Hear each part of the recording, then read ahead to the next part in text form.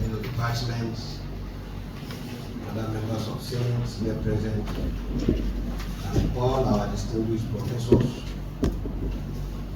I welcome all of us to this very important interactive session. Actually, my address is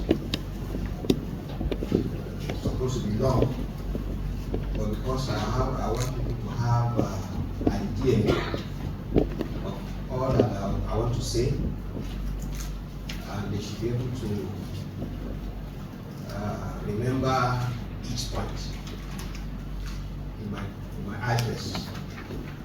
I decided to say that this highlight should be distributed to everybody. Whatever point you see there, each can take a paragraph of the page. But I will make sure that I summarize them, and along the line, people will get what really I want to say on each. But I will do more of the summary so that we don't take much of our time. Where I need to emphasize, I will emphasize for clarity. But each point there, since people have a document there, something that we can use to remember today, which is also another very important day for the professors in this university. I want to salute the efforts of the team that are asked to put this program together for us. Even when I travel for some days, I've been calling them to make sure that they put everything in order before today. And I'm happy with the level of attendance. This shows that the meeting was well publicized. Because I said, receiving news also to really write data specifically to everybody, not just sending text message. For those that feel this meeting is important for them, they will be here. And as we all know, the professor is the highest teaching position in the university system. And most of us, we don't consider it so. Some people don't even know that the position of professor is the most important position for every academic in the university system. Some people cherish the position of the head of department, deans, or vice-chancellor, or DVC, more than their position of professor. And it shows that they don't value that. And you should know that you cannot be a dean of faculty, a deputy vice-chancellor that is well recognized in that position, even the vice-chancellor, without this particular rank of professor. So it shows that for you to get the position of professor is the most important thing. And some of us, we look at administrative leadership in academic and we focus on it too much. But academic leadership is what brought all of us here, all of us. And that is why if you go to a place where you see an academic leader, some people don't even want to be HOD, they want to be dean of faculty. I know of a professor in my own department in ABU that we forced to be head of department. Because all the younger ones under him became HOD. They refused to be HOD. Why? Because he was so busy with academic activity. To the extent that the second time, when after finishing 2 years, we came for consultation, and we are still proposing that it should continue.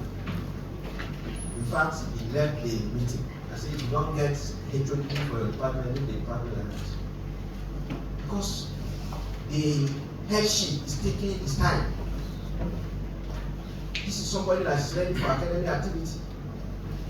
I can tell you that one of the publications, that was when the concept of school security came on board. One of his publications gave him job with World Bank. He was invited for interview, and he said the purpose of inviting you for this interview is just to confirm that you are the one that wrote this. We are giving you appointment in World Bank to be representing the World Bank in food and agriculture organization for the entire Africa. So this is where you can see that people use their professorship not to look for administration and exit position. So this is a position that all of us cherish. And whoever attains this position should know that it's a great blessing. It's a great blessing because in many universities, some people retired out of frustration without getting to this rank. In many universities, a lot happen before people become professional. But in this university, we want to thank God that we are not facing any problem when it comes to our professorial promotion. And it is that activity that nobody audits the Vice-Chancellor. To promote people to the rank of professor is only between the Vice-Chancellor and the God. We have seen cases where some Vice-Chancellors sit down to write external assessment reports and submit all negative, and council approve it. And nobody goes to anywhere to say, let us go and find out. Because it's something that even you that is being assessed, you're supposed not to know who is assessing. And you have no even right to ask. Even when your papers stay for 100 years, if you are alive to see that 100 years, you cannot ask. I know of a case where somebody made a mistake to ask a Vice-Chancellor. Sir, I just want to ask. It has taken long. I didn't hear about my promotion. And the Vice-Chancellor said, for you to have mentioned that, you cannot get promoted to this university under my administration until I leave. And that's what happened. And that was what really happened. And in some universities, because the Vice-Chancellor look for 6 names of assessors from deans, some deans suffer their staff. If you say, okay, bring 6 names, yes, they will bring the 6 names. And they will bring names of those people they know. Some of them will bring names of their friends, and you may know that you are not the type that is loyal to them. They will call them and say, one of my staff member is coming, please know what to do because it's not a respected person. So all this happened. I know of a case where a dean of faculty locked somebody's document in his drawer, and that person was dean of faculty for 4 years. That document did not leave his office for 4 years to the office of the Vice-Chancellor. It was when another dean came, saw that, and he called his attention and said, you forgot something here, and I can see for almost 4 years. Say, yes, I know about that. And it's because the person that on that document is not loyal. So you can see 4 years wasted.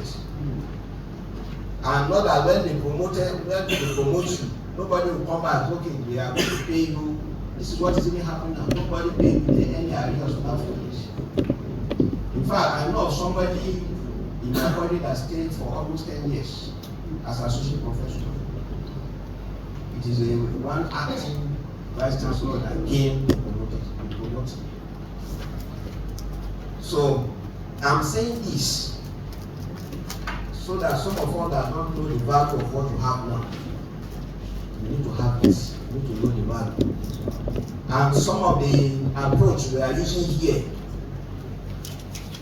is to let you know that there's no need for you to say you want to suffer anybody. You don't want anybody to be promoted.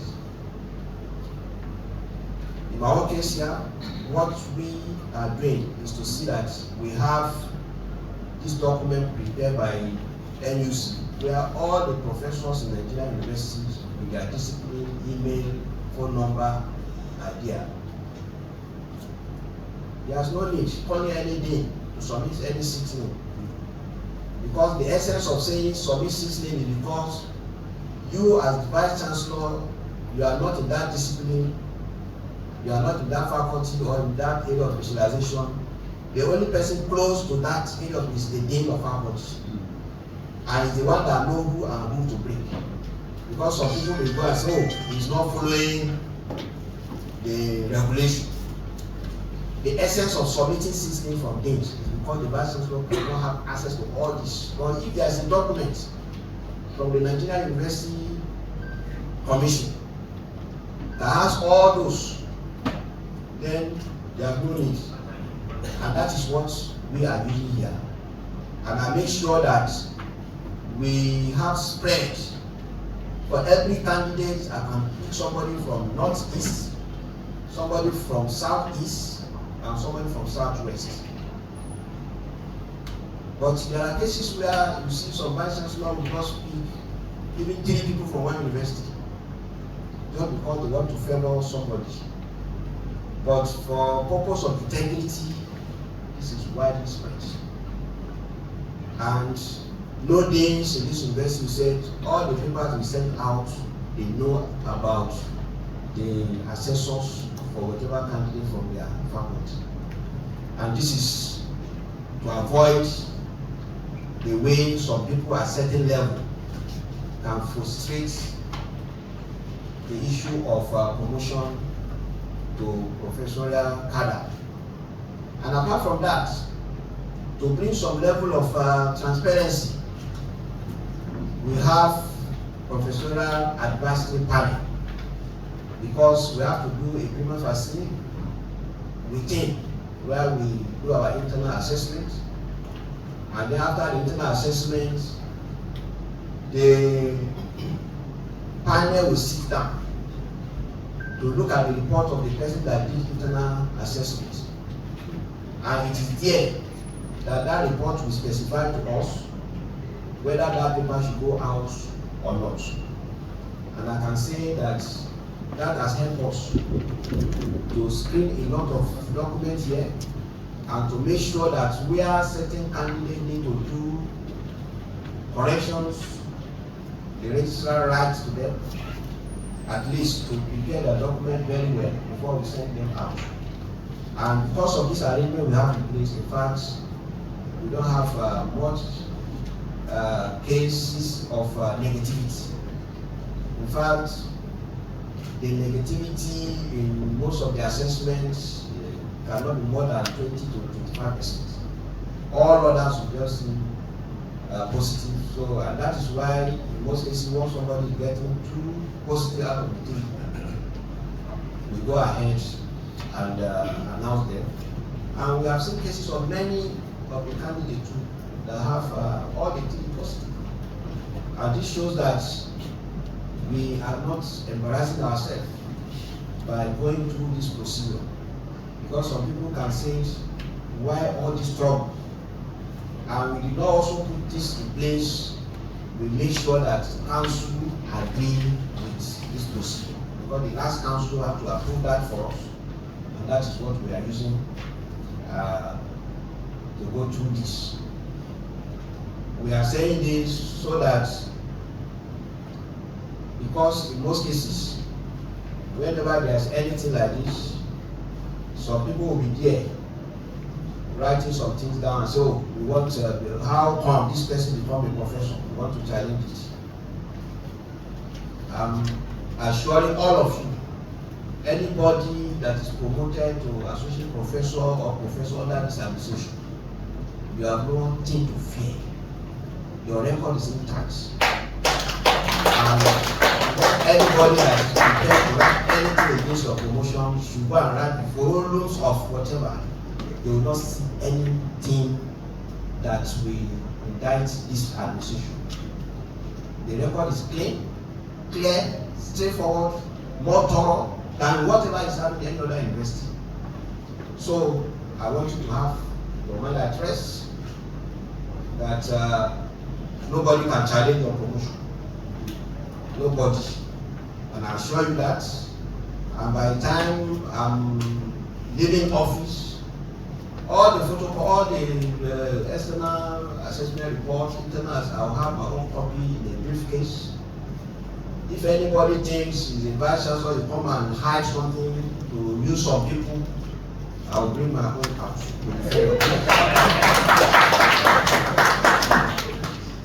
So, for those with a negative mind against any promotion we are doing, I want to assure you they don't have anything against this. We are very careful in the way we are promoting people here. In fact, there is one case of associate professor we just approved in council, where somebody will be retiring in December, but he will be due for promotion to associate professor in October. And if we did not allow him to be promoted in October, by December he will retire. And we don't want to wait until when the damage is done. So he brought his case to me, and I wrote a position paper to council. That council should give us approval to send his paper out for external assessment after we have done all the prima facie with him. And council has approved that. In fact, I think last week or so, his paper has gone out. By that is back. So, which means we are free to announce his promotion before October if it's out. So, but it has to be effective from October 2025. So that as from December 2025, he can remain in the university to continue service up to the age of 70. So we are doing this not because of anything, but because we know that such candidates still have certain value to add to this system. And it is issues we are looking at, not individuals. We are not looking at individuals, issues. And that is what professors should be doing. Now, we all know that it requires a lot of requirements to get to that position. And I've explained some of the challenges that some people get into before getting to rank of professors. But again, we should know that it comes with a lot of responsibility. Some of us become professor, and that's when we feel relaxed. Some become professor, that is when they are no longer productive. And you should know, your productivity in the system starts from that, because you are opening another chapter of productivity when you become a professor. So, we need to note that, and we should also know that professorship sometimes can become an asset or liability. If you are adding value to yourself, to the society, to the system where you are serving, that's assets. But on another aspect, a professor can be a liability. A professor can be a liability. where some of them become even liability to students. Calling students to give them names, money, or calling students so joints, have eaten so and so, come and pay. Or calling students to buy tires for their vehicle. Or when students have problem with them, there is not any of their colleagues can do to solve that problem. Until maybe another student will advise the student and say, look, do you know the brand of drink you take? Go and buy this for him and his problem solved. We have them.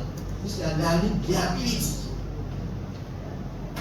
And another way of knowing those that are liability to the system is when they go back and they are thinking like graduate assistants. They are thinking like assistant lecturer or lecturer one or senior lecturer. Those ones are liability. So, and it all depends on how you discharge your responsibilities. Are you discharging your responsibility as a professor? Because the responsibility of professor is clearly stated. And I know there was a time I delivered a lecture on that. So, assets and liability status of the professor can be determined from the value addition to the system, through the nature of your service delivery. In the lecture I delivered one time where we talk of professor, is it a title or service? I brought a model here, which I call professorial frontier. There are some people, when they start serving the system, the value you add to the system where you are serving, looking at the years, you see some people will be adding value, very slowly. The value they are adding to the system very slowly. You see the curve going upward like this. Some will be adding value very fast. The curve will go like that. And some will add value steadily, a straight line. Now, by the time you throw a professor at the point of adding a service, you get to the rank of professor. At that point, when they throw a curve, that will give you the professorial frontier. That curve now will divide the 3 lines and bring out 4 categories of academics that we have. 2 below the curve and 2 above the curve. If you are on the curve for many years, that means you are the professor on rank. You are not adding any value to the system. What you are waiting for before it's time for you to become a professor will now remain here. But you see, some professors will even go down the curve. Those are the ones that will say they are liability. Because if you go down the curve, you are going to the rank of senior lecturer, assistant lecturer, lecturer 1, lecturer 2. If a professor is thinking like lower rank, it's already a liability. But those that are adding value are those who see above the curve. And there are 2 categories there. So if you refer to that lecture, you see that curve, you see these 4 categories that are talking about. So this is to tell you that professors are of different type. And they can become of different type because when you are assessing people for promotion, we have not taken cognizance of some issues, some criteria in the area of wisdom, in the area of character, in the area of soft skills. All these are not spelled out in your CV and they are not in your publication. But you need them to be a good professor. So, but we cannot say, even if we know that somebody is bad as a candidate for professorship, you can't stop him. For me, because the criteria is clear. If somebody has fulfilled whatever that is required in terms of publication, in terms of other criteria or factors in the CV, we allow him to go. But sometimes There are other things within that we have to be looking at before you allow a professor to render service in some areas. So stakeholders in the university system have expectations of professors. Our staff, our students, they have expectations. They have that, what they are expecting from the professors. And it's left for us to know what are the expectations of the stakeholders. The expectation from staff side different from that of the students, but with certain margin. My presentation today is going to focus on that of student expectation. What are those things that our students are expecting from us before we can consider ourselves as good professors? And by the time I come to that lecture, I will just tell you how we did it, taking our 100 students, group them into 5. Each group, we tell them what a good professor should be. They should tell us, even if it is one word or a sentence. And these 5 categories of students, whatever they say is what I'm going to present. And I'm not changing anything from their words, the words they use, so that all of us will see. We are all professors, by the time you look at what the students mention that is expected of a good professor, you now judge yourself, are you having it? And we go down to that lower level. The student themselves, as they are looking at you, there is something they are expecting from you. If you don't have it, you say you are not a good professor. And we are going to see that aspect. Well, it all focuses on mentorship, leadership, and development generally. Because as a professor, you should be ready to mentor others. As a professor, you should be ready to take leadership positions. Whether as a Vice-Chancellor, as Dean, Provost, and even any leadership position outside the university community. And the other aspect is the development generally. As a professor, are you developing people? Or you are pulling people down? In your department, how many people you have developed? When you are dean of faculty, how many people have you developed? Or maybe if you are lucky as a professor, you become a Vice-Chancellor, how many people have you developed? For me, I'm very sure in my leadership as Vice-Chancellor of this university, I have never run anybody down. I'm rather improving and developing people. In fact, even those people that I know that work against me in the past, I have opportunity, they are in my hand, opportunity for me to crush them. But I didn't do it. I still allow them to go. Even while I'm in this position as Vice-Chancellor, there are many that brought my personality, and I have opportunity to crush them. But still, I allow them to go. Why? Because there are 5 messages I'll give at the end. I'm going to talk about that. So this is the reason why you must develop other people. If you develop them, you are not losing anything.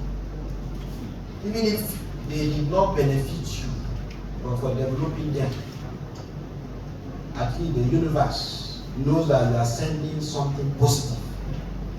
And that universe will reward you if you didn't even talk on the religious line. So it's very important, we should take note of this. It is very important for professors to meet expectations or exceed expectations. The staff, if you are a professor in the university, those staff that are in the university, whether they are technology, they are admin, they are academic like you, there are expectations you must meet for them to know that you are a professor. So also the students. And we should try as much as possible to meet those expectations or even exceed it. But when you are working below it, you don't know what that one will count against you. Some people may be doing certain things. No, I have for a publication. Some will be bragging with the publication. But it doesn't end there. Today, whatever position you are looking for, there is also what we call the background checking. And it is background checking, in fact, that helps a lot. I know of somebody that served under me in Joshua, was going for another position. In fact, he came first. And he just said, look, how come he just finished that position and is coming to this place where the council was divided? The chairman said, no, let's wait. Yes, he has his first position. We heard that the Vice-Chancellor is from Nasarawa State, and you are a member of this, and you have his number. Go and call him. They called me. So person served under you, please, what can you do? I said, I took him to get sure myself. In fact, this is how we work, this is how we work, this is explain all my experience with him. We went back. We relayed the information to them, and they said, look, he is first, and the background information about him is okay. They gave him that. So, in fact, some of us, you may think you are working under somebody, and you feel he has nothing to do to you. And that's why I'm saying this. Some of us that you may even be a professor and somebody is ordained in your faculty. One day, he will be in position to give background information about on you. So, if you feel today you are looking at somebody as nothing, you are making a big mistake. Because there is something I wrote here, I say everything you see on earth, everything is connected. Everything is connected. So if somebody is of no value to you today, it will be of value to you tomorrow. So, and whatever you are doing today also has effects. It's connected with what will happen to you tomorrow. But some of us close our eyes here with develop negative minds against some people innocently. You don't know that you are creating problems for yourself. So, how to do this? How to do this depends on individuals. But for you to get it right, you need to ask yourself, why are you a professional? And this is a question that many people don't remember to ask themselves. Why am I a professional? That question, why, give you a lot of information, and it will enable you to plan how you want to use your professorship. It's just like if somebody, you want to be a Vice-Chancellor, and you are not asking yourself why I want to be a Vice-Chancellor, but you are asking yourself how to be a Vice-Chancellor, how to be, but not why you want to be a Vice-Chancellor. Some people, it is when they get that position, they will not be thinking what to do. And before you say you want to plan or what to do, in fact, many people must have screened you. It means before you screen the environment has already screened you. And you have already entered some people's hands. There's nothing you can do. But if you ask yourself, why I want to be a Vice-Chancellor? That question will be guiding you. Before you become a Vice-Chancellor, you know what and what to do. And before you administration, the administration is easy. So also the same thing.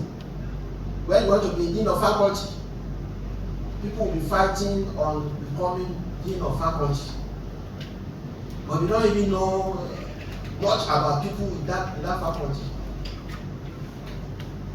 You don't know the category each member of the faculty belongs to. And when you now become a dean of the faculty, you will now be fighting. It is before you get there that you know the strategy you are going to put in place so that you will not be fighting anybody. But when you get there, no, this one is on the other side, this one is on the other side. You divide your faculty even before you start your administration in the faculty. You divide. Because why? You are going there with a mindset. And nobody assumes it with a mindset and become successful. So it's better we should ask ourselves this kind of question as professors. Why are we professors? The answer to question why will give you sufficient information. Also, let us focus on issues around our institution, because focusing on individuals is a serious distraction. It's only the weak minds that discuss individuals. If you are the type that discuss issues, you are a strong-minded person. Because if you are to discuss issues, you will not look at people's face. You will not look at people's face. It is an issue that should be your concern. But if you are the type that want to start discussing individuals, in fact, you are not a professor. Because discussion of individuals is not for profession. Professors discuss issues. Professors are strong-minded people. But these days, most of our professors have weakened their mind. And that is why in politics, most of the politicians use them. If you can see in some university today, politicians will divide senates of university. Senates. And the scholars there will allow the university to be divided. Why? Because personal interests are taken over. Discussion of individuals are taken over. But if you want to develop that strong mind, you don't look at what anybody will say about you. Always look at issues. And that is why I've seen cases where some administrators, when they are treating males in their office, they will be looking at the names of people. Okay, this one is from social village. This one from this. I don't look at that. It's an issue. It's either your case is genuine or it's not genuine. It's not about how close you are to me. And that one will not waste your time. But when you now sit down, you are looking at names of people, the village they come from, the state they come from, which religion they belong. In fact, some of them will first of all sit down and be thinking for almost 5-10 minutes what they want to do with that memo. Either maybe you want to step it down, you are not thinking of what you will do right to stop it. Or something is not, it doesn't want it, but you want to favor the person because it's your own close, you sit down, you'll be thinking what to manipulate. I don't do that. And this is what making me some Vice-Chancellor to carry mails to their house. I don't take mail to my house. If I leave office, I go home, I sleep. Office work is not for me to go and be looking at thinking again at home. How will this person is from and how will I stop him? I'm saying this because some of our leaders are doing this. They are doing this. It's either you stop something based on genuine reason and forget about it. Let anybody go and say anything. If they didn't see what is right in what you have done today, tomorrow it will reflect.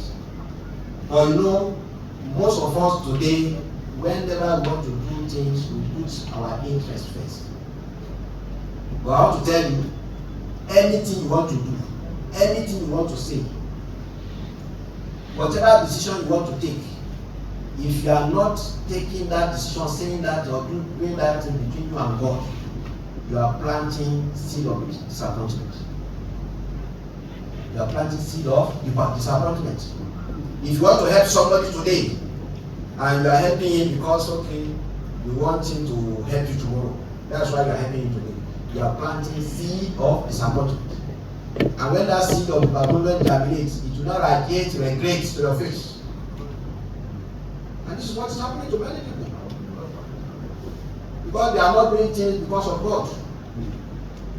And anything you are doing, if God is not first, know that you are planting seed of disappointment in that thing. No matter what, that seed of disappointment will germinate. And when it germinates, you will not start regretting. Oh, I supported this person. I didn't pay as much, I'm not. That means from the beginning, it's not because of God you did it. If you do it because of God, you don't regret. I've said to many people that all the positions I've had in my life, I never look back and regret. I don't look back and regret. Whoever I want to assist because of God, whether you appreciate it or you don't appreciate it, it's not because of you I'm doing it, it's because of God. Because there are some people, no matter what you do to them, turn yourself to anything, give them to swallow you, you still not satisfy them. You still not satisfy them. But if you do it because of God, forget them. Whether they know it or not. So this is how we should look at issues, and we should avoid distraction at all points. When and how to avoid distraction. And the only simple way I've said we should avoid distraction is just for focus on issues. If you can focus on issues, okay. But if you want to start focusing on individuals, you develop even high blood pressure. This one will come this is social special service. This one will come social person service. And if you are the type that is carried away with some kind of thing, so a professor should not participate in that kind of. Self-value and standards may be helpful for consistency, quickly to results. Sometimes I don't know whether for the students or even one of I've said that as individual, the way we have core value for this university, you're supposed to have your own core value. As an individual, if you have that core value for yourself, you'll be consistent. That will force you to concentrate on issues, not individuals. Because that is your focus. The way we say, okay, in Federal University of Lafia, integrity, innovation, and excellence are core values. Whatever we want to do, we're supposed to be responding to that core value. The same thing every individual should have. There must be your own personal standards. And every professor is supposed to have that. And let people know you with that standard. And with that one, you'll be able to mentor people. You'll be able to lead the system successfully. You'll be able to develop others. But if you don't have your own self-standards, in fact, you are not the one to be controlling yourself. Some people will be controlling you. And you should have guides in doing things differently and setting uniqueness. Doing things differently. Some of us believe in copying what other people are doing. We can't develop. We can't get different results from others if you are not doing things differently. And this is what is expected of a professor. Any day you come to office, you must think of what to do different from yesterday.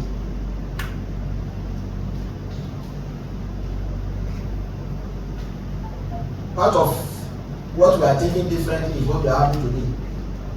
Having a roundtable discussion.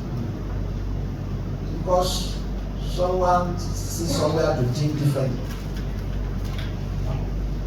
And that is the only thing that makes us to be unique if we are thinking differently. And those differences you are creating are your values and assets.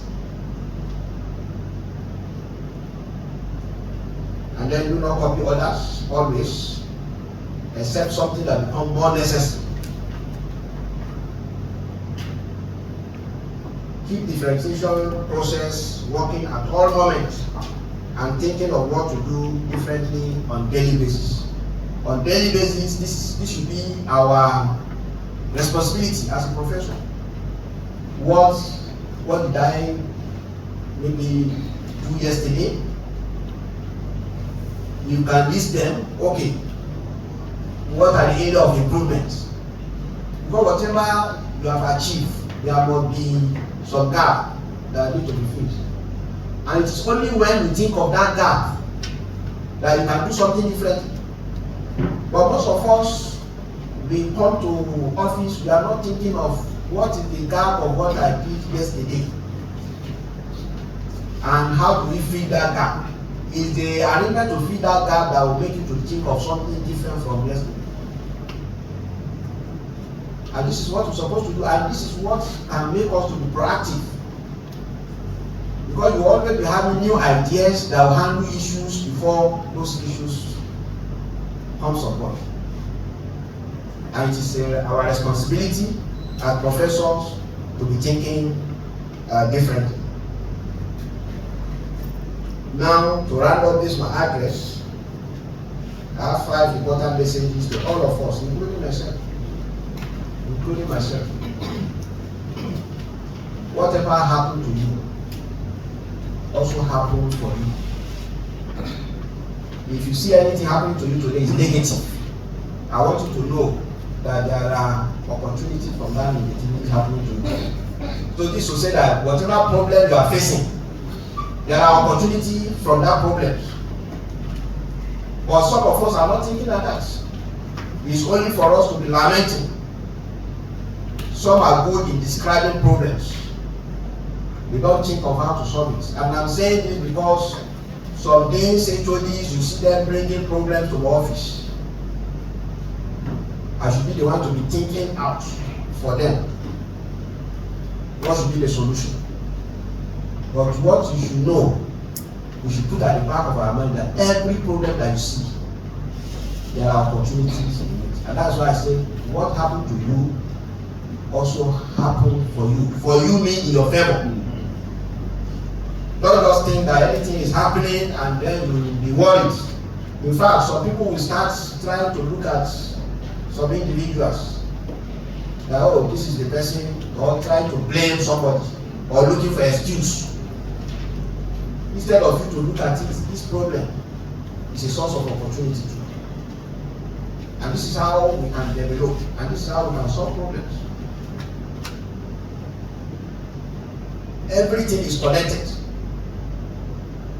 Whatever you see on earth or in the universe is connected. Nothing in this universe is on its own that is not connected to anything. Even your action is connected. Whatever you say has implication. Whatever you do has implication. If you are doing something today, you should know that that thing you are doing today is connected with tomorrow. If you take a stone and put here, that stone is not just staying here, it's connected to something. So, and this is the reason why whatever you are doing today, you should know that somebody somewhere will be affected. Somebody somewhere will be affected. And this is the reason why I'm always very careful when there are disciplinary cases. Sometimes issue will come and we'll look at something that we need to take a very serious measure. But then, if that staff is affected by it, that staff have families, there are children, he has a wife, and some people that are depending on him. what will be the implication of that on such plan?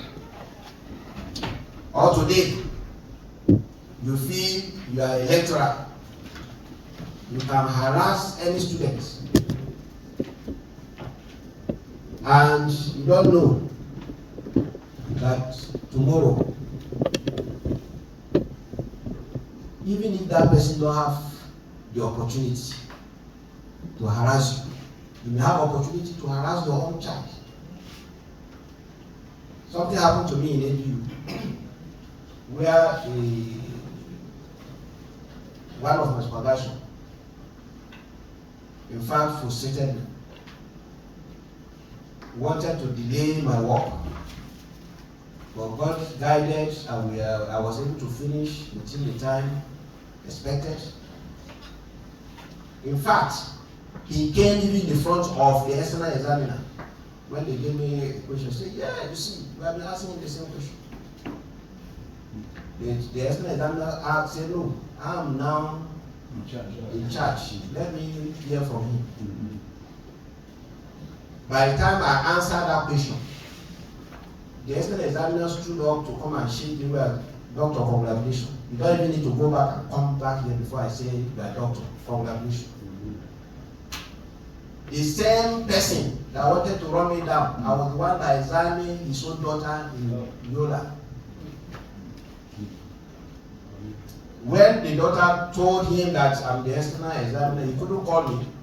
He couldn't say anything. It was after, and I made sure I did a lot of thorough work, and I took her as if it's my own daughter. Did everything. By the time he comes, the daughter came out of the call, the father. I was to examine 2 other people. He was just calling. I had to say, sir, I'll call you later. I have another examination. So when I came and said, thank you very much, your sister. So the daughter became my sister. So this is what we are saying. You don't need to harass those people that are below you now. If they don't have an opportunity to harass you in the future, they will have the opportunity on your children. If I now look at it and say, okay, your father wanted to run me down, it is your turn today. I can, but that shouldn't be. That shouldn't be. Because it's not the daughter that wronged me. So this is why I say that everything is connected. And we have to be very careful. Live in the light of your religion. All of us sitting here, is either you are a Muslim or you are a Christian. Well, I don't know if there is a pagan here. Or if there is a pagan is not a religion. But there must be what your religion teaches you. If you follow it, in fact, you don't have problem with anybody. And based on that, we should also treat all creations kindly. All creations kindly. In fact, even animals. We have to be kind to animals. Not less of human beings. But today, some people, the way they will treat human beings is even far below animals. So we have to be very careful. And I'm saying this because some of us may think we have attained that professional level. Nobody can talk to anybody rudely. So professorship is not something you should use to demonstrate your ego. Your professorship, you should use it to demonstrate humility, which is very, very important. But today, some of us become professors, and then we start raising our shoulder. But I've said this to a dual community, no matter how you raise your shoulder, you cannot raise it above your head. And since it's not possible for you to raise your shoulder above your head, then you have limitation. You are empty. That's what it means. You are empty. But if you see somebody that raises his shoulder beyond his head, everybody will, if I should raise my own beyond my head, everybody will run away from this hall. One is no longer a human being. And what does that one mean? It means what you have gained. That you are raising your ego. Millions have gotten it before you. Millions are coming to get this after you.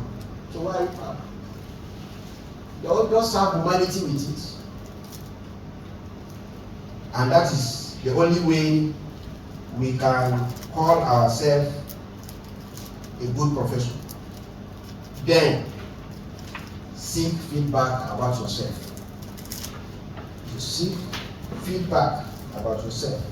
And this is the most difficult thing for many of us. There is nothing wrong for you as HOD to call your students or staff, have a meeting with them.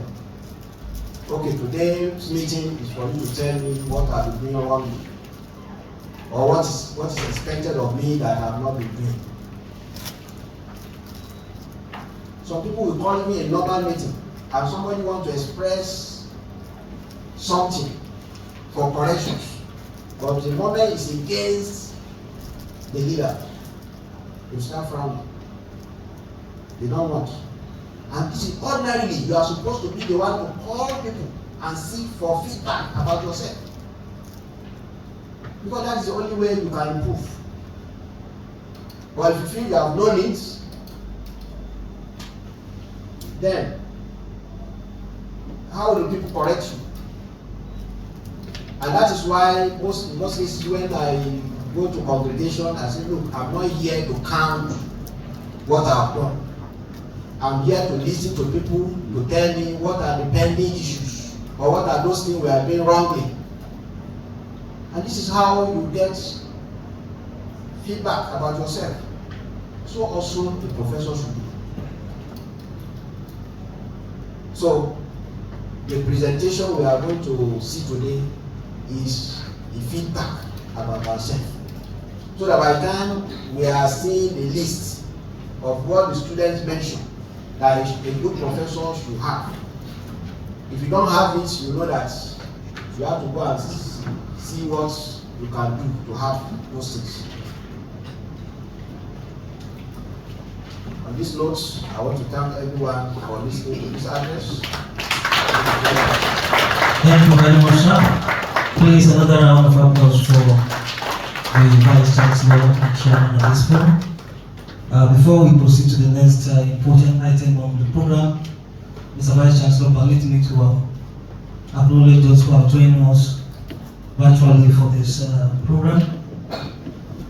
We have Professor Ibrahim Ogini Hassan has joined us virtually, Professor Zara Emmanuel Pahe, Professor Mercy Obete, Professor Abubakar Sadiq Aliyu, Professor Abdullah Jibril Nadanasibe, Professor Mohamed Alkani, one of the newly promoted, Professor Kwe, Professor Emmanuel Kundon, Professor David Ugal, Professor Idris Amali, former Deputy Vice-Chancellor of the University, Professor, I don't know if he's a professor, I don't know, Abdullah Hamid Giri, and then Professor Akide Imam, also one of the newly promoted. Distinguished responsible officers, professors here, we have listened to the address by the chairman of this forum and the Vice-Chancellor of the University. Now we're going to listen to the paper presentation titled What a Good Professor Should Be by Professor Shehu Abdul Rahman. I have to distinguish the two. Professor Shehu Abdul Rahman will be presenting a paper titled What a Good Professor Should Be. Prof, you're ready, sir? Thank you. Put our hands together. Thank you. I'm going to be so brief here because these are the views of students, and I'm just going to read it out to us the way they presented it. What a good professor should be. That is the the title. I've already taken the protocol in my address. I will not repeat the protocol again. I'll go directly to the preamble. As much is being given into process of becoming a professor, so much is being taken from the professor. This implies that the professor should work hard to meet or exceed expectations in his or her service to humanity. Professor is not only a rank or title, but also a service to humanity. You can refer to my lecture title, Professor, is it a title or service, for further details. Not all professors are good. You have to say it's a fact. Not all professors are good.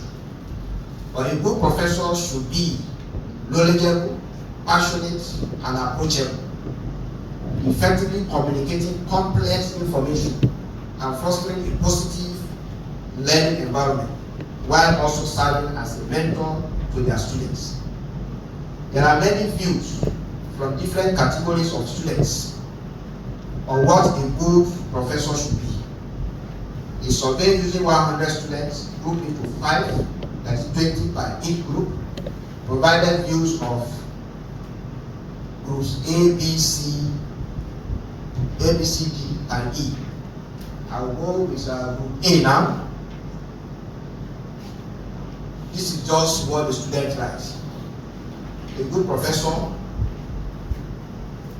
you hold honesty, impartiality, humility, willingness to learn at any age, sympathetic towards students, willing to develop students at any time, 24/7.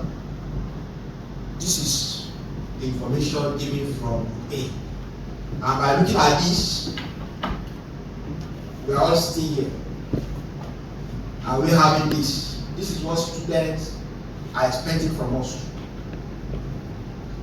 Are we humble? Are we impartial? Are we honest? Are we also ready to learn even from our students? This is the question we need to be asking ourselves. The group A, the group B now. Group B, they talk about the co-creator, and they say co-creator creates content to the emerging context of learner along with the learners. What you want to teach students, you can also develop it along with them. That is what the professor should be. And I know I deliver a lecture that I say one of the responsibility of the professor is also curriculum development. How many of us have visited agencies to know their deficiency and using that their deficiency to develop curriculum for their training? This is one of the things. Curious mind. A curious mind researches, seek answer, and has most of the answers. When they say professor, you are the main work for you is to research.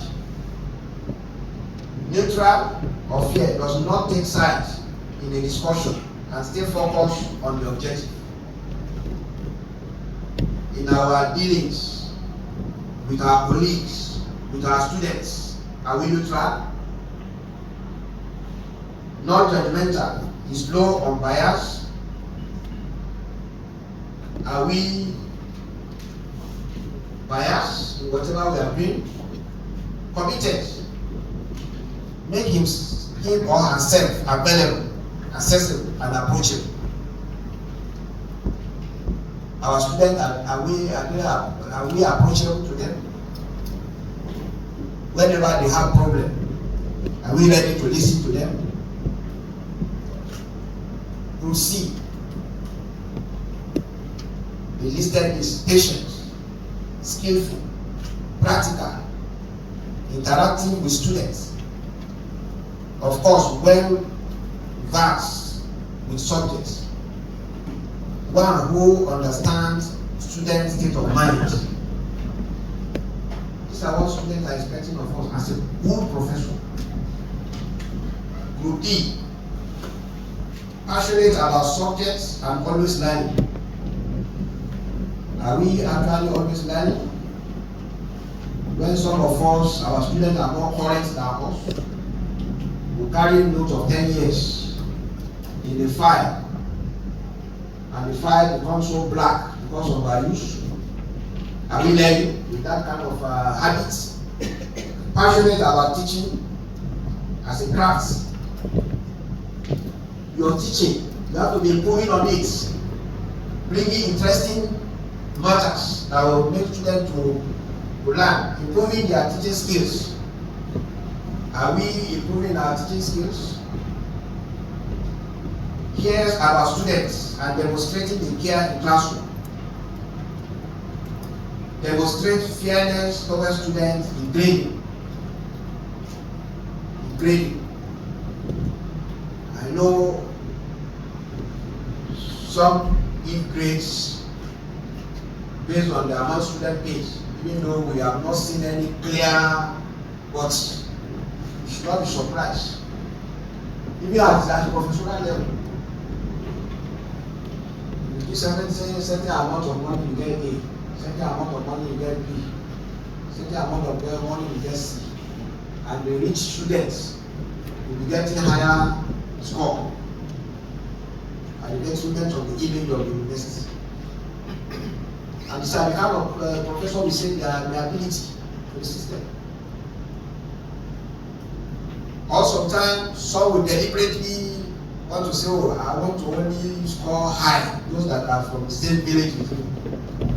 Sentiments set in the grading system. Or makes a contribution to his or her field. In your field, can you point at any contribution? Then group E, curiosity and passion, which most of them are stated in the other group. Fairness in grading and classroom discussion. Communication, that is expressiveness. Are you able to express yourself clearly to students' understanding? Attitude, integrity, polite, respectful, or ethical character, humility, which one of the people also mentioned, patience and empathy. Yes, it's good to be empathy is the best, even though you can still sympathize. Contribution, legacy, but not in a selfish way. Drive and desire to get better as an academic, teacher, or community member. So these are the views of the students. And as I said, this view comes from 100 students, even though group into 5, and each group is allowed to submit their view either in group or individual, but what the group, each group presented is what I listed here. And some of them give more points than the other.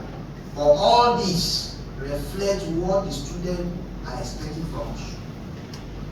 And if you are working with people and you don't know what they are expecting from you, then you will not meet up to the expectation.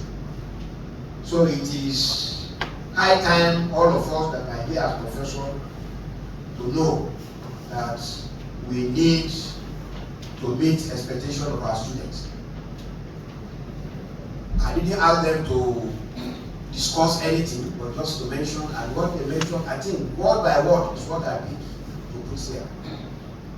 This is what's coming directly from the stakeholder. But in summary, a good professor should be a scholar that gives quality education to students. I've mentioned in many fora before that quality education comprises knowledge, soft skills, character, and wisdom. So if you don't have this, how do you give it to your students? How do you give it? Yes, you have knowledge of your subject matter. If you are an agricultural economist, then you have the knowledge of agricultural economics. But Do you have that soft skills? Do you have that character and wisdom that you can impart to the students? And when we say soft skills, we have so many. In fact, these are even listed in what the student mentioned. Communication is part of it, relationship is part of it, teamwork is part of it. So all these are what the students, which means the student knows what they want from us. They need soft skills also from us. But how many of us are guiding students this? And when you talk about the character, humility is part of it, patience part of it, gratitude, these are part of character.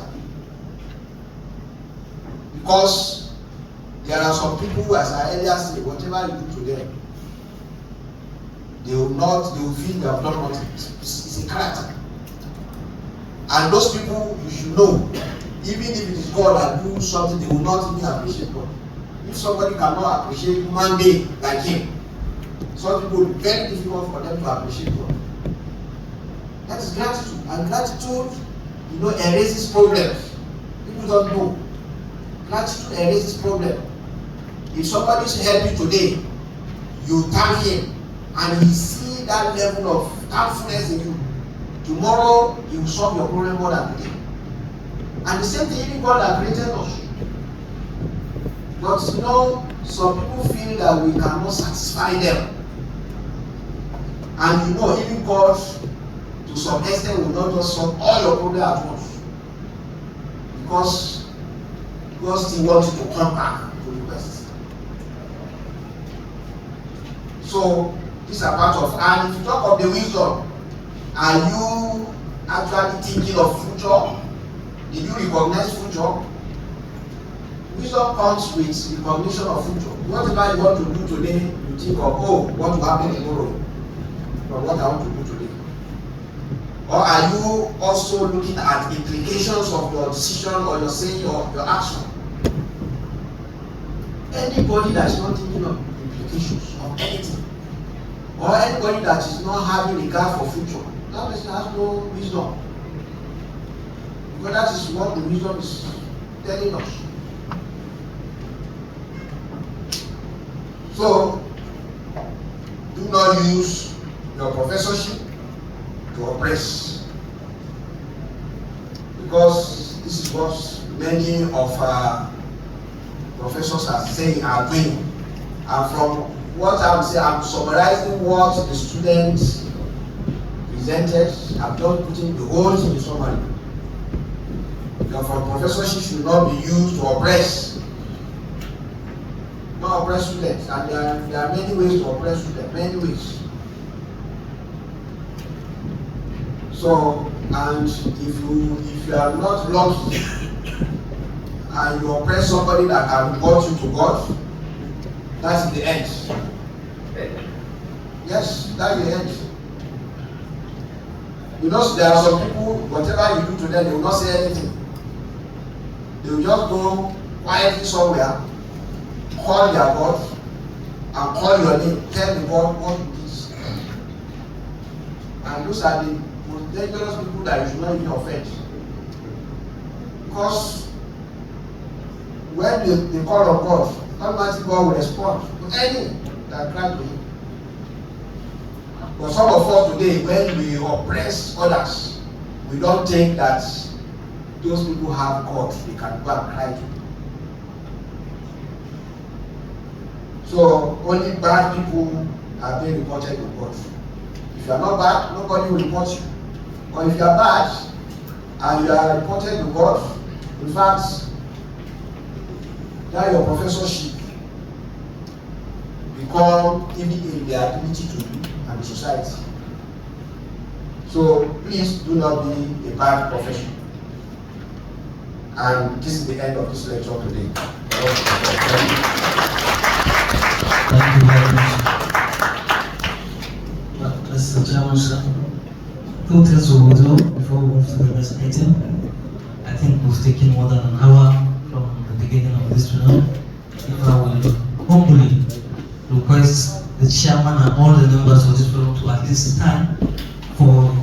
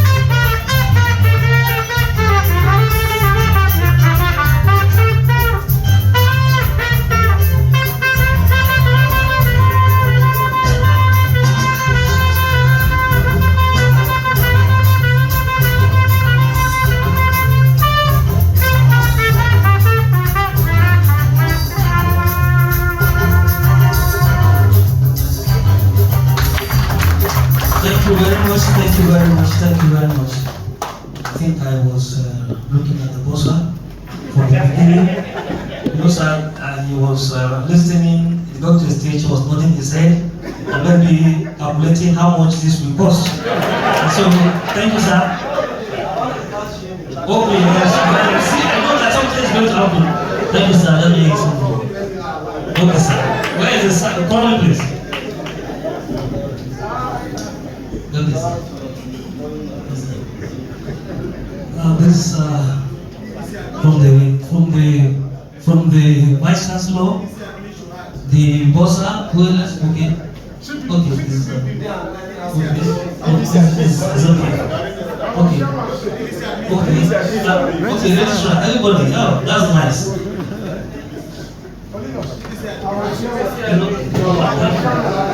We would like to. Thank you, sir. We would like to. Oh man, thank you very much. Oh, this is good. We would just like to encourage you to do more, develop the skill. Thank you very much. Thank you very much.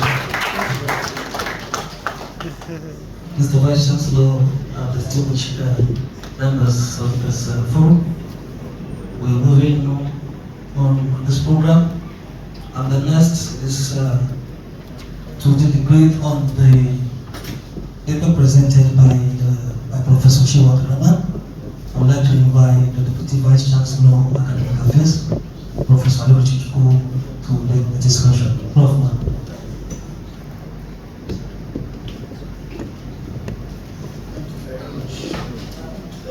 Vice-Chancellor, Professor Shehu Abdul Rahman, my colleagues, Vice-Chancellors here, principal officers of the university, fellow professors here present. I don't know who said there should be a discussion.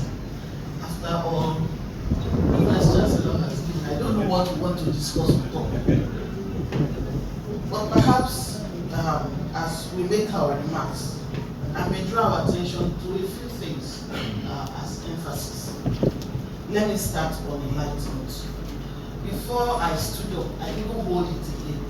I kept stretching my neck to see who is moving. If I stand up now, these people will say she has come again. Yeah? I saw his head moving. I saw Chukwuma's head moving.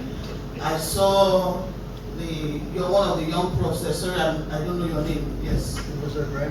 Yes, Abdullahi. I saw his head moving. I said, okay, if I stand up, I think some people will support me. First and foremost, as a professor, you are still a human being. Live life. Live life. Professorship is not a conferment of godship. Some of us become professors and we allocate powers that we do not have. Live life. You're still first and foremost a human being.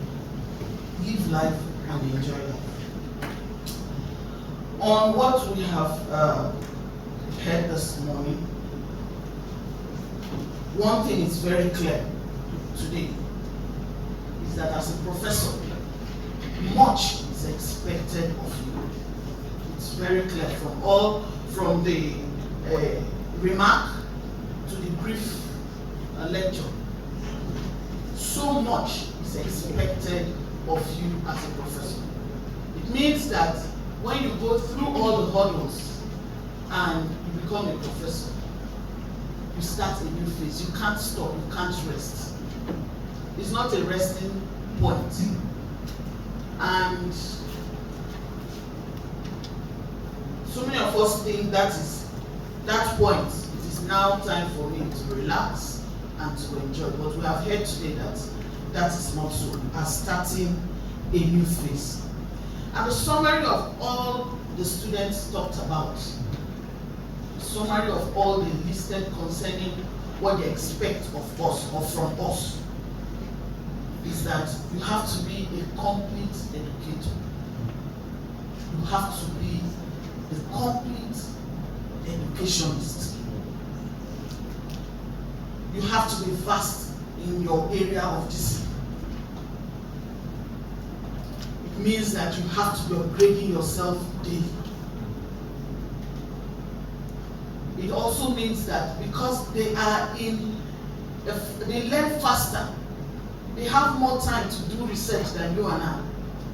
So when you are with your students, give time to listen to them. You will learn a lot from them. That's the area of knowledge. Soft skill,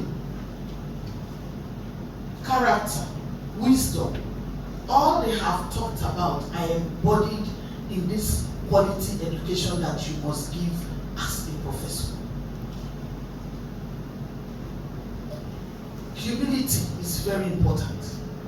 If you are not humble because you are now a professor, they cannot approach you.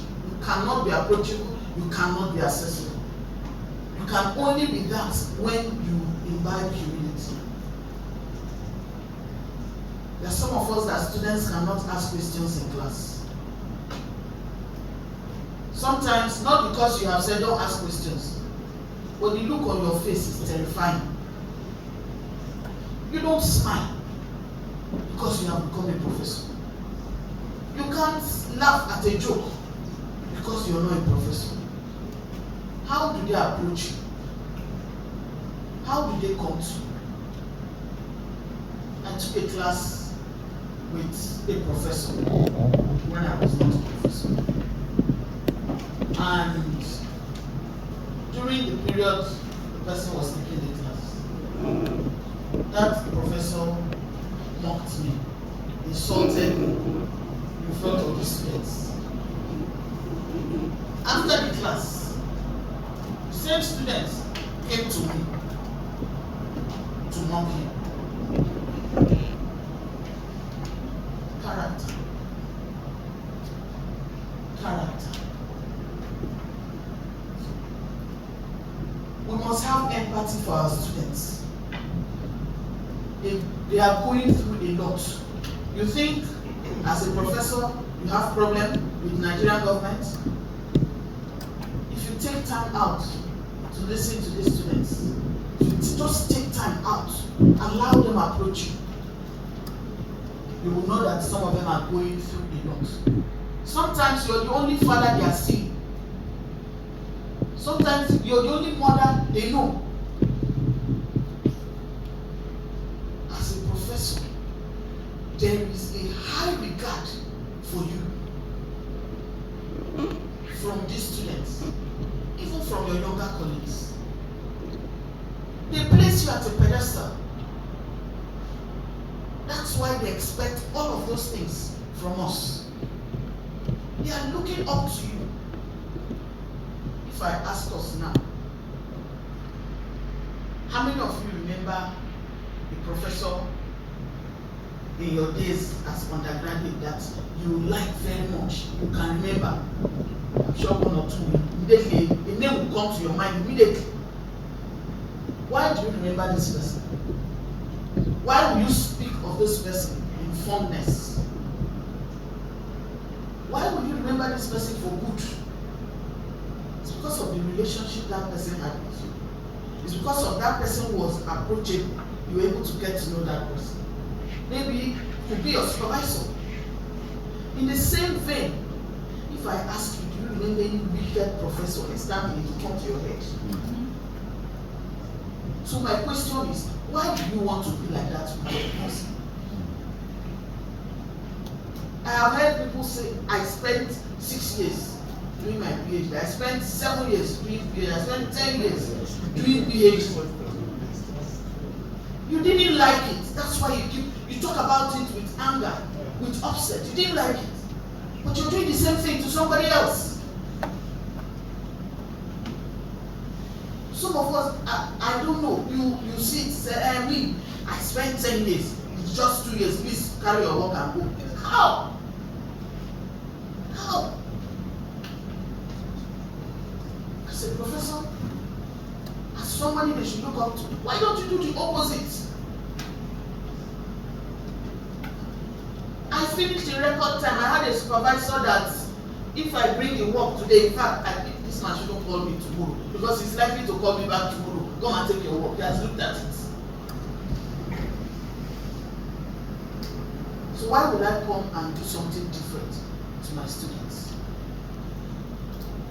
All of these are embodied in those four criteria that makes quality education that we are expecting as professors. Anything you bring, any area you come from, or any angle you come from, it's embodied in these four that the Vice-Chancellor has listed and always talks about. Knowledge, character, soft skill, wisdom. We must imbibe them as professors. I also want to say that not just for our students, but for our colleagues. Please know that anything you do is a seed you are planting. Professor Jai will tell you that some seeds you plant, not all germinate. Prof, am I right? Not all will germinate. Or you will supply. Yes, you can plant 10 seeds and 9 will grow or germinate and grow and bear fruit. But our words must, our actions must, no one gets rotten. Whether it is good or bad, the things you do must germinate and bear fruit. So you ask yourself, what kind of fruit do you want your actions to bear as a professor?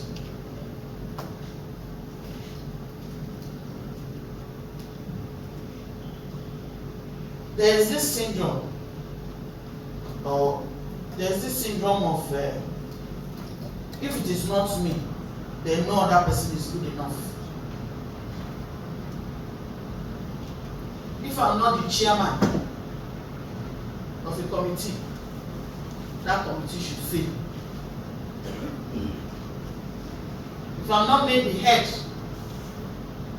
of the department, it should not prosper. They say, soldier go, soldier come. Barrier remains the same. It's the same thing with university. Professor go, professor come. University will remain. But something will signify that you were in that university, that you were in that system. It could be good, it could be bad. As professors, look at us. Many talents. Some of us have connections that are beyond this Nigeria. Keep it, because you're not the head of the department, so you will not bring out that connection to benefit the department. You're waiting when you become the head so that it will be ascribed to your name.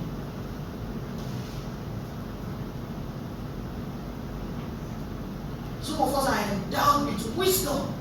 You have this ability to look at situation and you know immediately what to do to rectify or solve the problem. You won't give the advice because you're not at the helm of affairs. Character, wisdom, soft skill.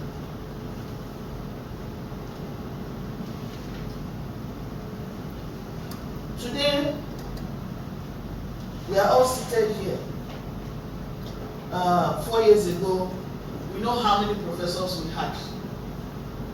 Today, this place cannot contain us as professors. In fact, not everybody is here. Assuming all of us are here, are around, maybe we wouldn't have used this venue. And if I'm not exaggerating, 80% of the professors here were appointed professors in Professor Shehu Abdul Rahman's regime.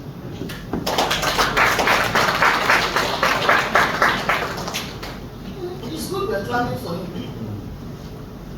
Why? Because it's a good thing, isn't it? Wherever he goes, whether you like it or you don't, whether you want to acknowledge it or not, he is part of your success. So why don't you want to be part of another person's success? Why don't don't you want to be part of another person's success? Why do the younger ones grumble about you? Why can't they come and confide in you?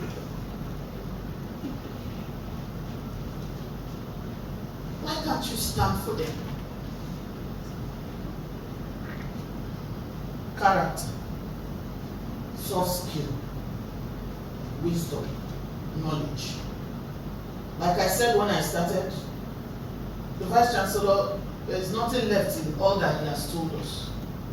I'm sure my colleagues will have one or two things to add. But in discussion, I just want us to know one thing.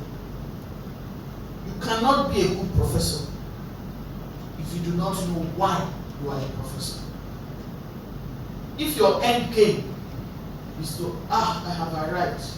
I've had one. Now I'm a professor, it's time to make money. Have you heard that? I've heard that. I've heard that. Now I'm a professor, it's time to make money. Money is good though, me too, I want money. But if that is your end game, everything you do will be towards that. You will not give your best unless there is something you will get back. So the reason why, which is why, from where he started, the reason why you are a professor is what will make you a good professor or not so good a professor. Vice-Chancellor, thank you once again. God bless you. Thank you very much, ma'am. I think this is supposed to be a discussion segment of the presentation, and we've had a good discussion. We'll open up for few other people to make input on this. We also have a session for comments for this. I think we're going to maybe allow a few professors to add up to what the Division of Academic Affairs have said. So, not everybody will speak. We will meet. Thank you very much, sir. Professor Awon has already raised his hands. Thank you very much. The Chairman, sir, the Vice-Chancellor. I just want to bring to our notice particularly about the VC's golden hat of feeling, yes, others should grow along with him. From experience, I'm sorry to say that where I came from, I know what I went through. And particularly when it was time for my promotion, I remember 2015, my things went out. I was waiting, people were calling me Oga. All other people's promotion came, mine was not there. Then people said, Awan, you are still sitting. Ever as Awan, go and find out. And I went to the VC. Sir, good morning, good evening, sir. Awan, I was sure this promotion came, mine hasn't come. So Awan, we didn't even send your thing. It wasn't sent.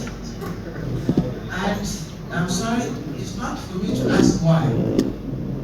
But I was not for it. I said, okay, sir, thank you, sir. So I went out. Outside the house, I started thinking, but why am I not sent? And unfortunate for me, that even those who were promoted were not even Nigerians, expatriates.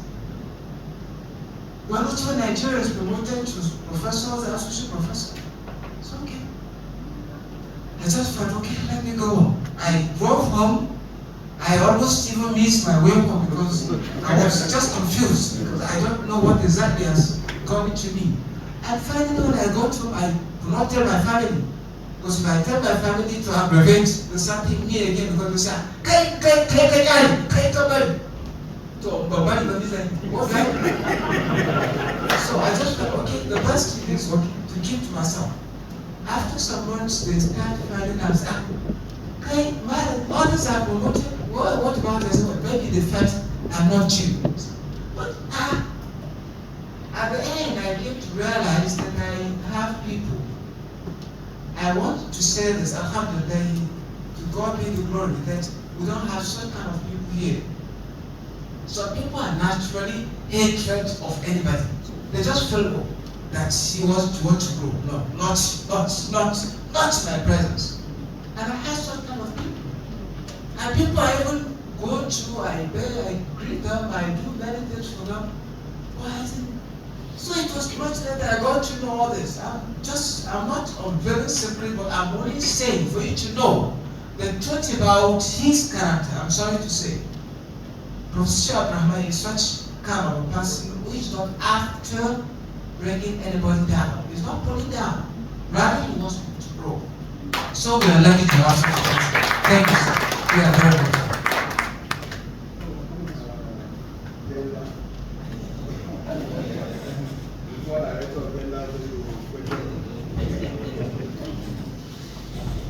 Vice-Chancellor, sir, fellow colleagues. I just want to share in 2-3 minutes my experience with soft skills.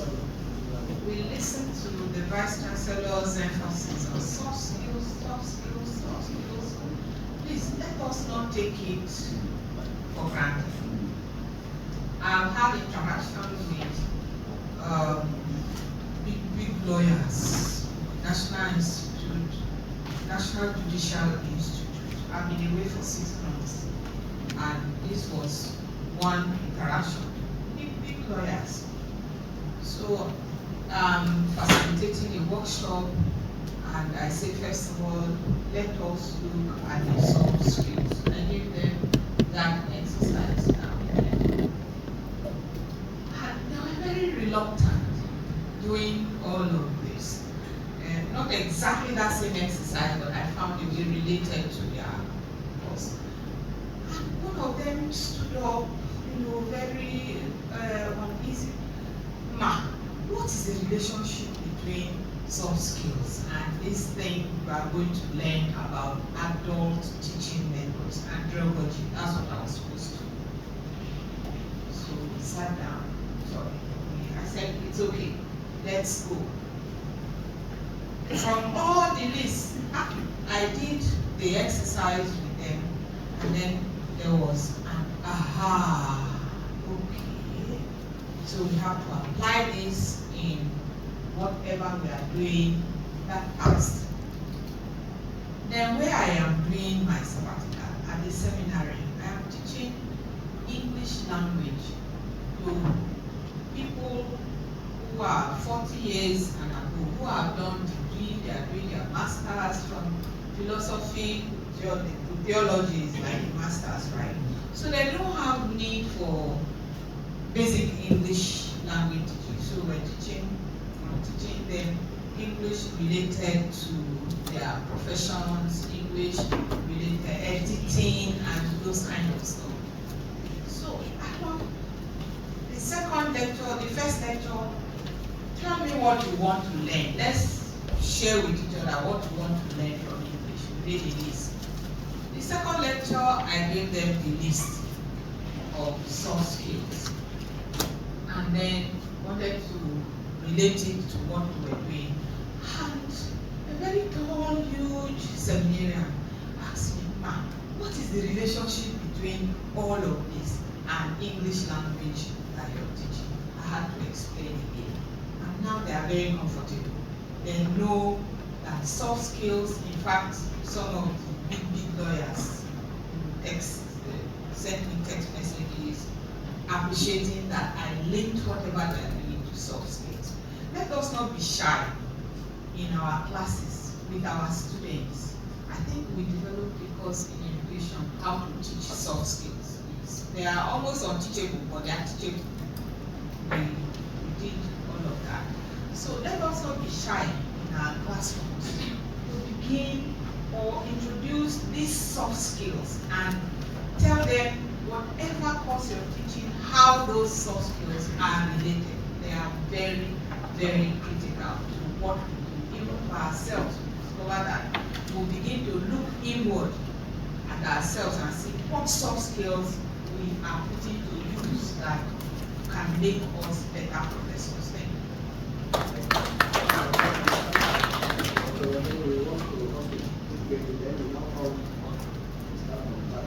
you. Mr. Vice-Chancellor, my colleagues. Mr. Vice-Chancellor, I want to take your permission. Let me start from there. I have an invitation to do a presentation like this by a Vice-Chancellor in the university. I won't tell you the university. Because I know some people here with bad minds,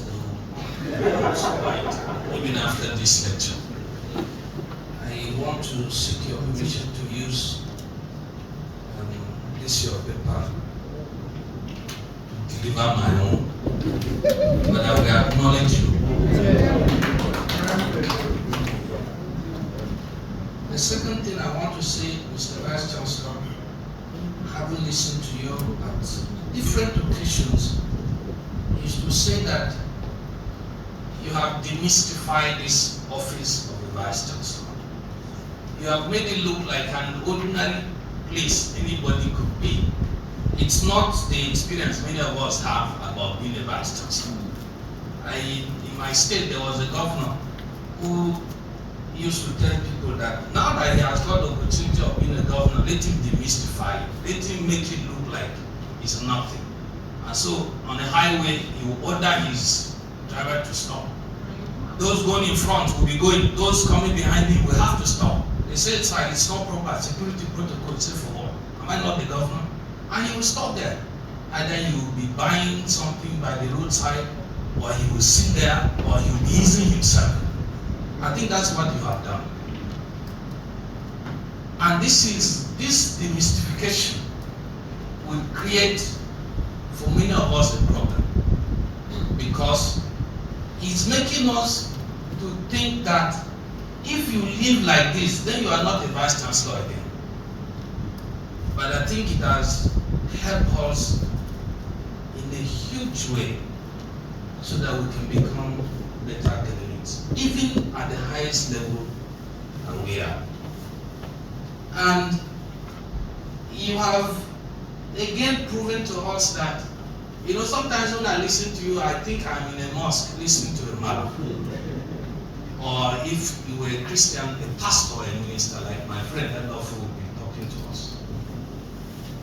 A combination of these, not just your intellect in your field, but something that is outside that field that makes everybody think again.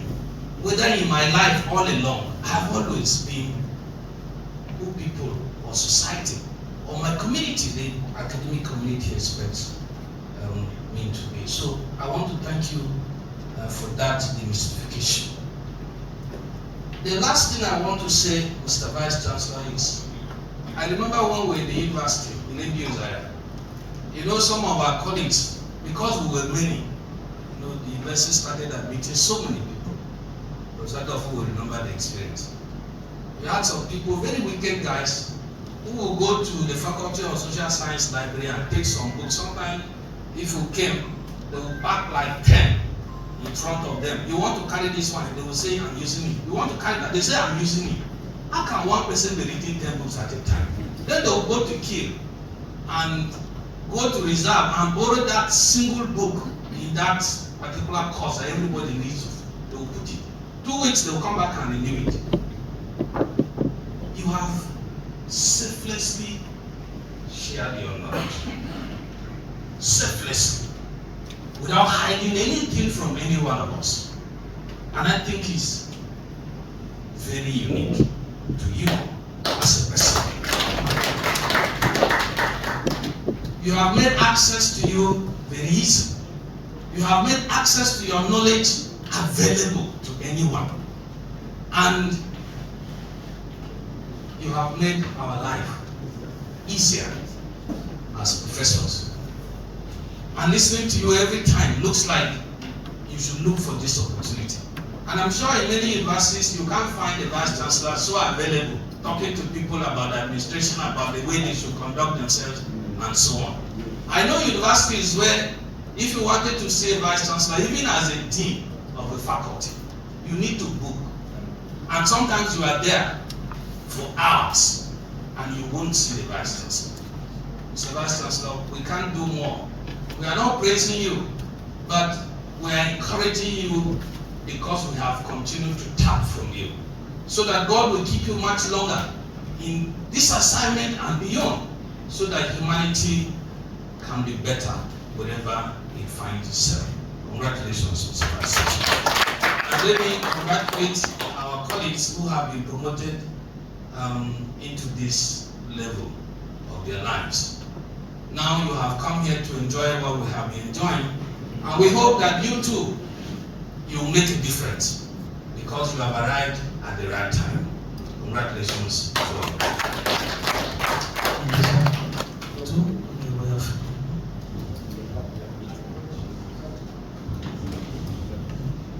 Thank you. The Vice-Chancellor, Sir, and Chairman, the VCs, very senior colleagues, brand new professors just promoted. My name is Professor Fidelis Itadochim, all Department of Public Science. Mr. Chairman, sir, I'm not giving you good of thanks, but to say that each time you deliver messages like this was, you draw me closer and closer to you in so many respects. Especially your mantra, wherever we are, we should look beyond here. I want to thank you, sir. What you have done so far, most especially in terms of promotion, is extraordinary from an extraordinary person. Thank you, sir. Ordinary, some of us, given the challenges we have faced in our private lives and in the office, we may not have felt to be professors even now, but you made it so easy just because of you. Thank you, sir. This morning, I came with a photograph of one of my professors at the University of Nigeria, Nsukka. I have been showing my students this picture. This is Professor G. Afokanogi. From the word go, he drew me closer and closer to me as a student. And one day he told me, look, you are one of the persons that are going to take over from us as lecturers. And today, I'm not just a lecturer, but a professor. What he does to me, and most of us always, is counseling. This man, Professor J. Afokanogi, will take me to his house after lectures and then lock me in one of the rooms, filled with books. What he keeps for me there is just a bottle of water. By the time it is evening, he come and open and I say, have her. I say, good sir. You see, eat these books. And Mr. VC, sir, that is why in your meeting or sometimes you will remember at the Adamu, I have raised the issue of a bookshop. Because sitting here, all of us, it is this book that have formed my character. And some of us find it difficult in Lafia to buy a textbook. I'm busy. I'm still building, sir. You can still do this for us. Thank you, sir. And I have been telling my students, as anytime you enter the university gate, to be in the class, to become your father and mother. And I go to the class not just to teach, but to enjoy myself. Because my classes are parliamentary and democratic. I ask a question, you ask a question, we interact. Yes. And these have guided me all the way to this moment. Not just this. Sometimes I look at students, I say, you may not have eaten, I know times are hard. You ain't times are not hard like this. I will bring out some good points. Go and eat. And he said, how do you know I am hungry? I said, why don't I know? I have been at a level some years ago. And some persons that were doing this to me, so I'm also doing this to you as my community service.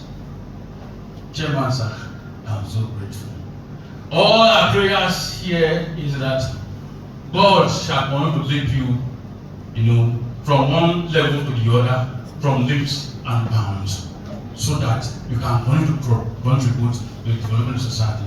Thank you, sir. God bless you. Thank you. I've equally never reported any of my professors, because especially those of them that supervise my PhD, we finished 2 weeks before the 3 years mandatory time. And at that time, from the day we started our graduate study, I knew that professorship is about giving. And from the way we have discussed today, living is all about being a mentor or a mentee. And that encapsulates everything about a good professor. So, a good professor will therefore possess a combination of these qualities: skills, fantastic qualities. He will also promote effective teaching, learning, and student access. And of course, the other non-visible one is community service platforms, the usually neglected tripod of our functions in the university. Thank God, most of the organizations now, including institutionalizing community service, is on the front burner. And looking at all that we said today, a good professor will therefore look at what? Teaching and interaction with the students, mentorship and guidance, subject matter expertise. I expect you to speak the way he's speaking. You expect me to cut the living and the non-living the way I'm cut. Because as a professor at that field, I'm supposed to continuously be both a mentor and a mentee.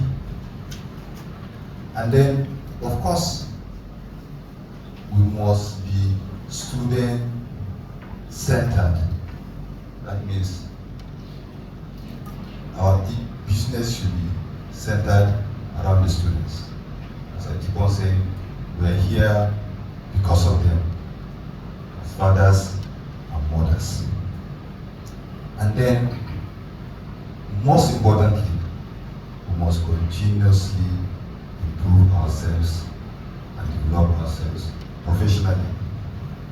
And if you look at all the points that the lead speaker raised and the other discussants, they are all centered around these 5 important issues.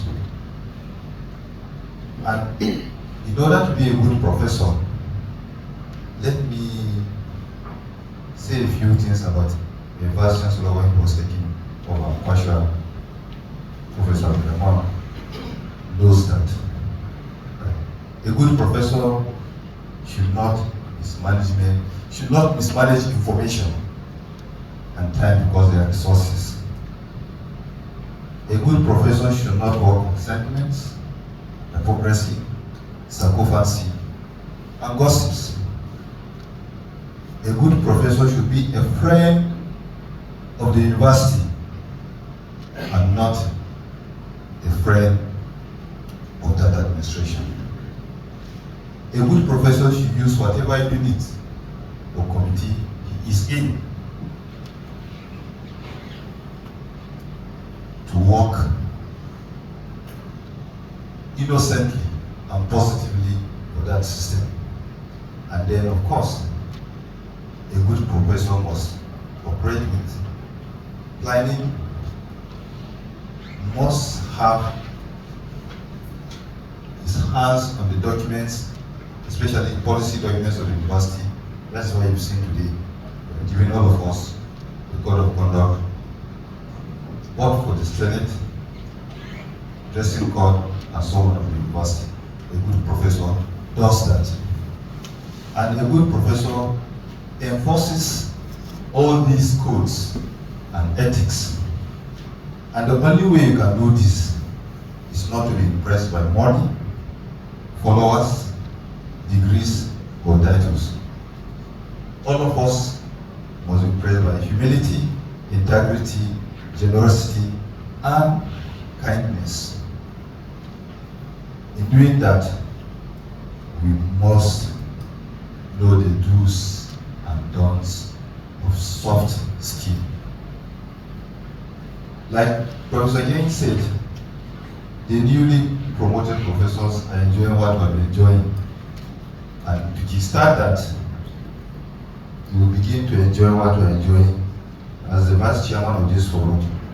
And having been directed by the boss, I have therefore put you in the various committees. We have 7 subcommittees of this forum. Committee for Building Academic Culture, the university headed by Professor Victor Duga, where we have added Professor Adam Alami and Professor Mohamed Adkali. We have Committee for Developing Mentoring Scheme for all faculties, which is headed by Professor Josephine E. Ode. We have added Professor Fidelis and Professor Shekoyandu Yakwari.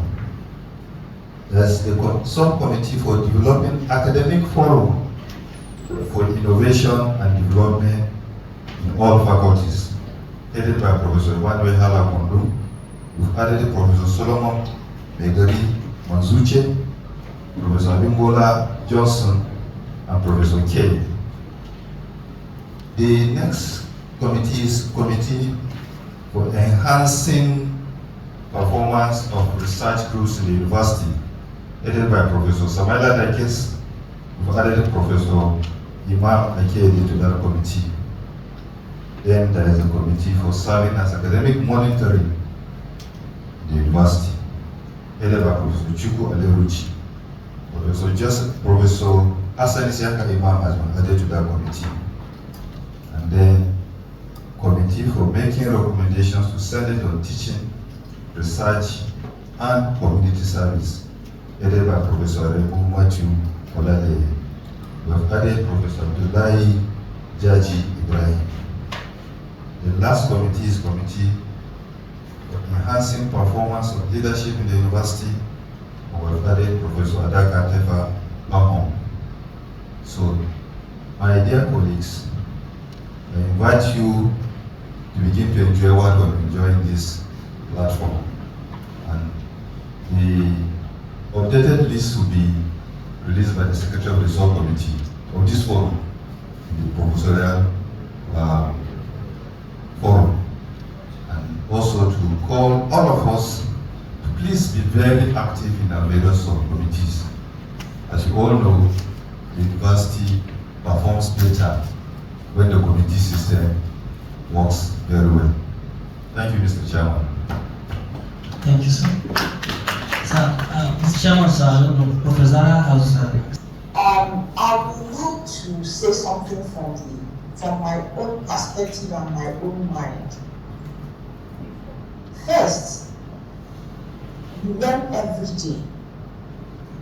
And from the interaction that I've had with our Vice-Chancellor so far, and from what I've seen him do in the university so far, I have learned a lot, and I'm sure many of us have also testified to that we learn every day, and from this administration we have learned a lot, especially as it regards to treating people and accepting people.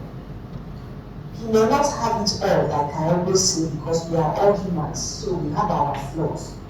But on a general note, sir, I really want to thank you for all that you have done, especially as it regards to the promotion of professors and associate professors, another promotion so far. The administration, like Professor Alemichi rightly pointed out, is one administration that have promoted so many people from the lower cadre to the highest cadre.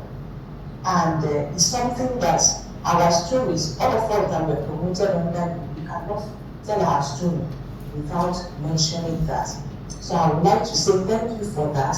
And the fact that also we did not allow so many other things to be cloudy in the process. You say something very unique today. For me, it's unique that everyone that has been promoted to the position of associate professor or professor got that merit, not because something happened along the line, you have to beg the person, and you beat your chest, though you did not physically beat your chest, but you beat your chest to say that you dare anyone to come up with any claim that this person's promotion is not properly done. You have your facts. It is not something everybody will say, and it gives all of us that were promoted under you that confidence that we did not err and we did what was right in the process of being promoted to where we are today. And that is why anywhere we are, we will always, for me, I will always refer back to your administration and what you did in my life. And adding to other things that have been said, we are all learning every day. And I believe that as professors and people that are willing to learn, even after you have left your seat, you will still see us doing what you have told us to do. It may not be something that you may see everyone doing at the same time, but I am sure that anyone who is interested in growing will take many of the things that you have said seriously. And it is one thing that has kept me, and also many others that have listened to. We may not say it all in this particular place, in this particular meeting that we are in now, but there are a lot to be said. And I want to use this opportunity to thank you for so many things that you have done for us, so many other things that people may not understand and be like, yes, what is there? Like I said, we all have our flaws, but the main thing is what we have done to enhance another person's life. Thank you very much. Good afternoon. What has taken place this morning underscores one of the qualities of a good leader. A good leader would always want to carry along his people, his subjects in the palace. And to do that is to bring them together constantly and regularly, and genuinely to remind them of their responsibilities, of their expectations, the expectations of the society. So today's lecture is admonitional in nature. It's a wake-up call to all of us as professors that we have responsibilities, and the society expects much from us. Today's meeting drew our attention to the fact that we need to contribute positively to the system, to our students / mentees. The Vice-Chancellor in his lecture reminded us of the need to constantly develop ourselves, that we should stay alive intellectually. That you have become a professor is not enough for you to fold your arms, sit down, and then keep moving. You are expected to continue to conduct research and contribute to society. Professor Alemichi did mention that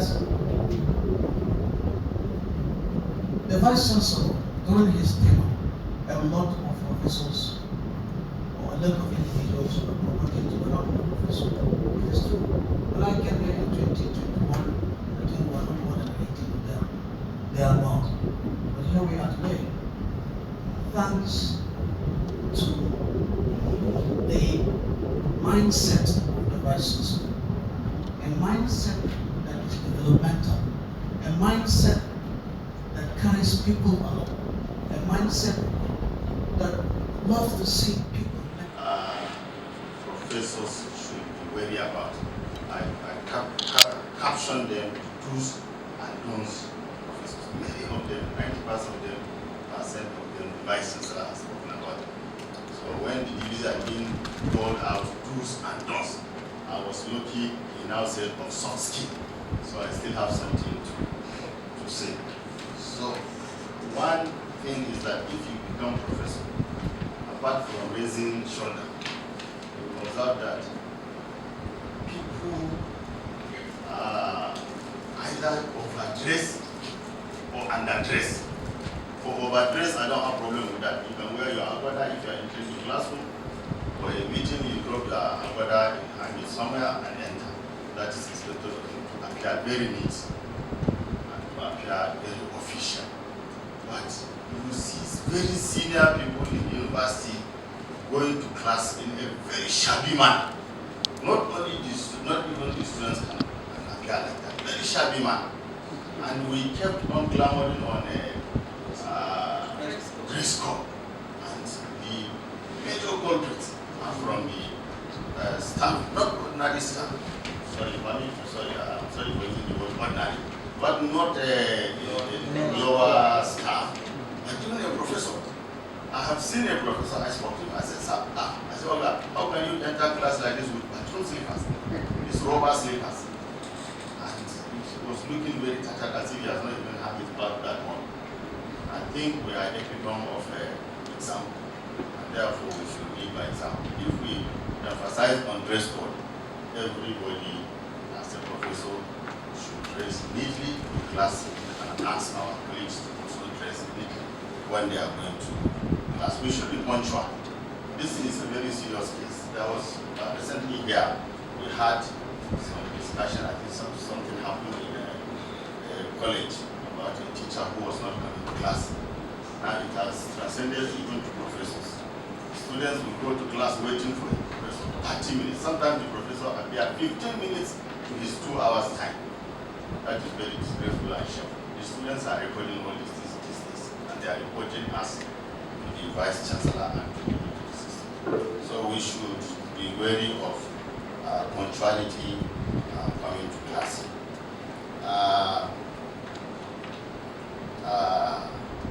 There's something that even the topmost professors in other universities, I don't have example in this university, but divulging confidentiality is a very serious issue in the academic side. People do not respect confidentiality. People share information. They share information like this WhatsApp jokes or TikTok jokes, to the extent that the decision will be taken in the Senate. Even before Senate say approve, the professor has sent out the message to the outer world, and you wouldn't know where that message will land. Sometimes you send the message and the Senate will renege and say no. Based on popular opinion, the Senate will reject that decision while you had already sent affirmative. That is very dangerous. It creates organizational disharmony, and it impede on the integrity of the professor as well as the organization. Preparation to class is very important. Not only a junior staff, but a professor going to class without adequately preparing is a disgrace. You see people going to class, even when it is your field as a professor, you have to prepare very well. You have to do your lesson plan. You have to rehearse. Don't claim that you are a professor, you know everything. That's the don'ts. One of them is do not claim you know everything. Don't claim you know everything. You can be caught. You can forget things. Some things are cross your mind and pull out what you have memorized to teach the students. And then you begin to use some techniques. When the students ask you a question, you cannot answer. Then you start fighting them. This simple thing I taught you yesterday, day before yesterday, you have been taught in part 3 and you don't know it. Like, okay, everybody bring out script. It's a CA. Anybody doing that, whether you are Professor Oga, is because you have not prepared very well for class. Otherwise, in your field as a professor, there is no question they will ask you that at elementary level you cannot attend. So we have to prepare very well if we are going to classes and then teach our students very well. Don't, some of the don'ts, many of them I said, Vice-Chancellor has said them. The don'ts, first one is don't claim you know everything. If you claim you know everything, a canoe peddler can disappoint you on the high sea. For example, there was this case when some travelers, the canoe man boarded from 3 good friends. No, they are not friends, they just met. And they were moving in the canoe. Middle of the high sea, the canoe started dangling. It was going to capsize. The wave was seriously disturbing the canoe. And then the man said, see, we are going to all capsize. After capsizing, drown. God bless you. That's why I say you know you cannot do it. We were all going to drown in the water. He said, what is the solution? Then the man said, the weight is too heavy on the canoe, and therefore the waves, is sinking the canoe too deep, and then easily the water can pour in and then get down. So what do we do now? He said, one person must go down, and the remaining 2. So there was this professor who was going to visit their village like a professor body, which usually travel at the end of the cross water before she was making a lot of English, these are English accent. They say, okay, somebody has been praying that they will bring something that they will also show their expertise, their soft skill too.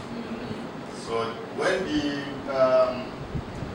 puzzle for who to come down, or otherwise they will push the person into the water, then nobody has volunteered.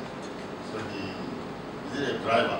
The man that peddles, the paddler now say, okay, I'll give you questions and answers. Anybody who answers this correctly will stay. Anybody who fails to answer correctly will push him by force into the water.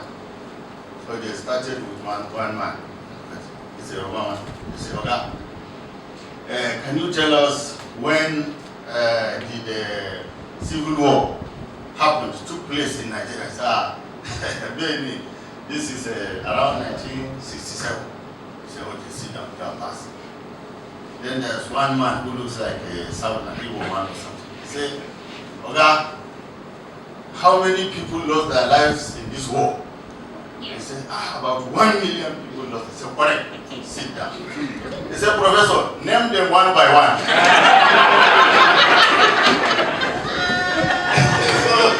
Don't claim you know everything. Give space for you to illiterate.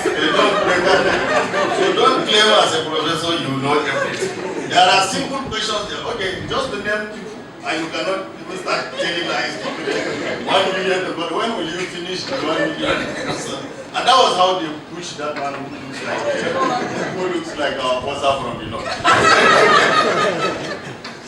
So please, we should not claim we know everything. We shouldn't mix our personal interest and organizational interest. This is something that Vice-Chancellor has always claimed.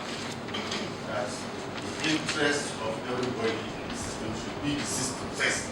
But by the time you start compromising your personal interest with the institutional interest, you are going to land in problem and you are going to relegate the institution to the background. Then